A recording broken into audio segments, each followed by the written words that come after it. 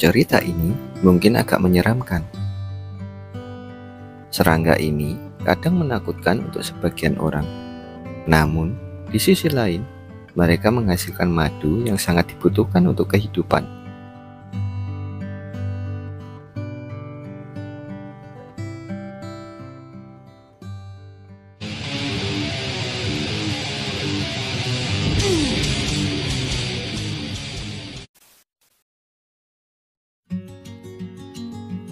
Lebah madu adalah jenis serangga cerdas dan bekerja keras. Mereka bersama-sama menjaga keamanan sarang dan ratu, sedangkan yang lain mengubah nektar menjadi madu. Namun sebelum manusia memanfaatkan kerajinan mereka, lebah madu hanyalah salah satu dari sekian banyak lebah liar yang tak ternilai. Ada hampir 20.000 spesies lebah liar yang pernah ditemukan di seluruh dunia. Sebagian besar dari mereka menjalankan aktivitasnya setiap hari tanpa kita sadari keberadaannya. Mereka berpindah dari bunga satu ke bunga lainnya untuk memakan nektar dan serbuk sari. Lalu, apakah yang membuat lebah sukses mempertahankan generasinya di alam?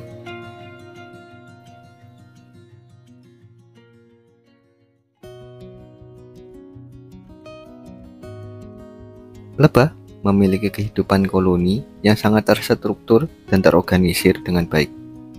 Dalam hal ini, ratu lebah berperan penting di dalamnya.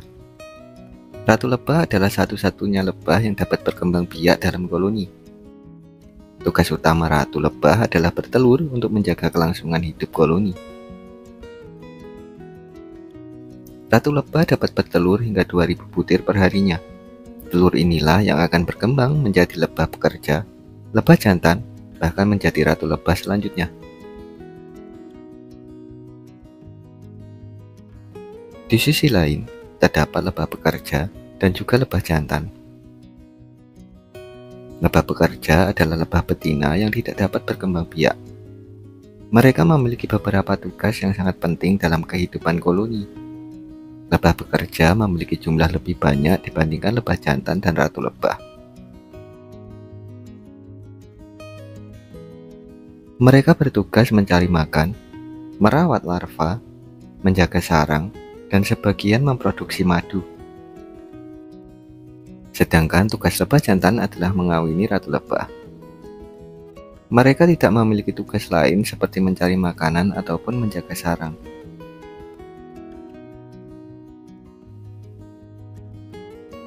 Setelah lebah jantan melakukan perkawinan, lebah jantan biasanya akan mati dalam beberapa menit. Sedangkan yang tidak melakukan perkawinan akan dikeluarkan dari sarang untuk menghemat sumber daya saat musim dingin.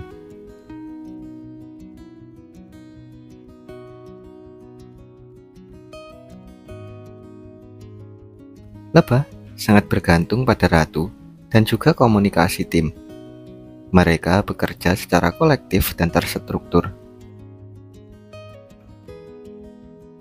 Masing-masing individu lebah bersedia mengorbankan dirinya untuk kepentingan koloni dan keberlangsungan generasi berikutnya.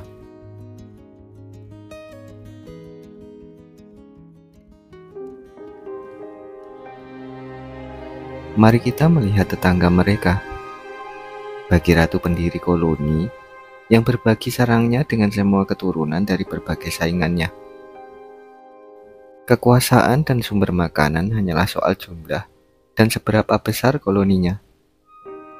Dan untuk saat ini, membangun koloni menjadi yang terbesar adalah kunci masa depan kekuasaan yang sempurna untuk menguasai setengah dari dunia.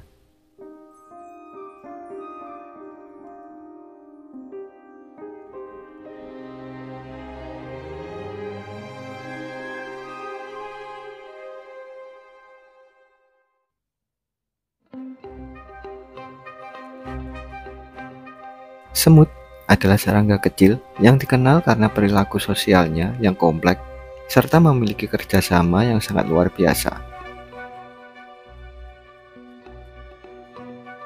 Mereka memiliki sistem koloni yang terorganisasi dengan sempurna menurut kastanya masing-masing.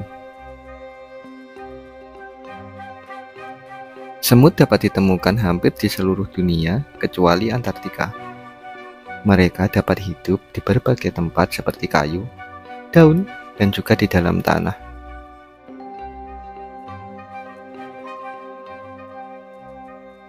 Dalam satu koloni, terdapat beberapa ratus hingga jutaan individu. Mereka saling bekerja sama dan melindungi satu sama lain dalam mencari makanan, membangun sarang, dan merawat keturunannya.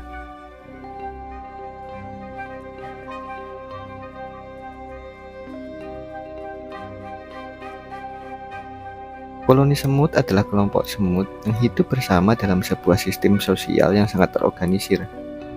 Mereka biasanya terdiri dari 3 kasta utama, diantaranya semut ratu, semut pekerja, dan semut jantan.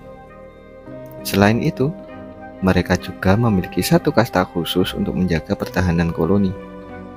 Semut-semut ini biasanya memiliki rahang yang lebih besar, berbentuk capit yang berguna untuk melindungi koloni dari predator atau ancaman yang ditimbulkan oleh koloni semut lainnya.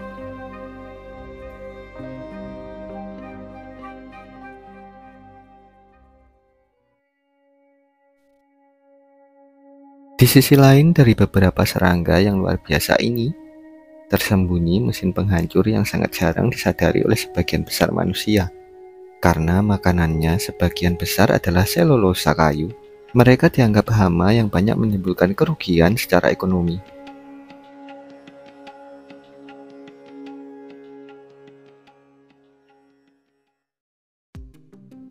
Rayap merupakan jenis serangga yang sangat mudah dijumpai.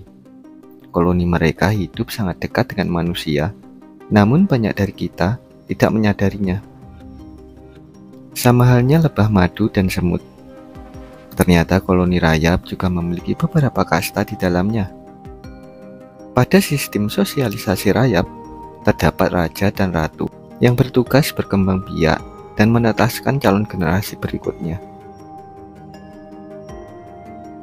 Raja dan ratu rayap akan selalu dilindungi dan dihormati oleh kelompok rayap tersebut.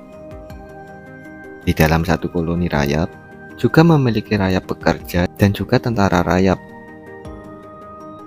Ciri-ciri rayap pekerja biasanya lebih kecil dan berwarna putih.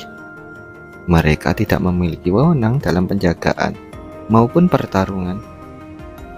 Rayap pekerja memiliki tugas utama membuat sarang, mencari makanan, merawat larva, dan juga ratunya.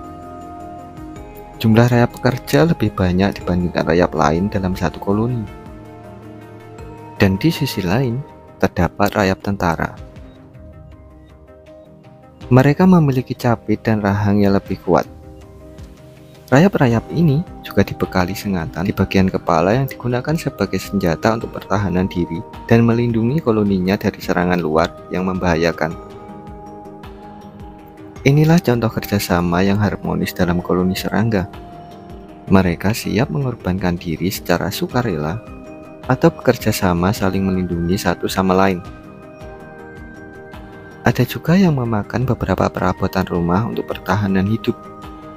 Namun, ada tujuan yang lebih penting dari itu semua, yakni membesarkan koloni dan menjaga generasi mereka dari ancaman kepunahan. Terima kasih sudah menonton video ini sampai selesai.